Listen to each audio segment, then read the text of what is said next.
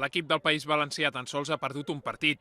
Va ser a la segona jornada quan els Firebats van caure d'un sol punt al camp dels líders, els Ossos de Madrid. Aquesta bona primera volta ha portat els valencians a ocupar la segona plaça de la classificació. En el partit d'anada, els Dracs van perdre de 8 punts de diferència, 18-10, al camp dels Jardins del Túria. Era la primera jornada de Lliga.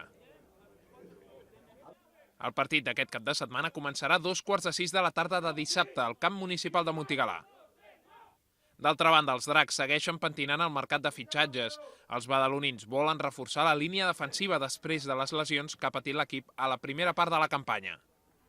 Canviem de categoria. Les Drac Girls disputen aquest cap de setmana el segon partit de la temporada. Dissabte les badalonines visiten el feu de les Reds de Terrassa. Les vallesanes van perdre el primer partit de la temporada per 56-0 davant les Barberà Rookies. Les d'Alfonso Molongua també van caure en el primer partit de Lliga.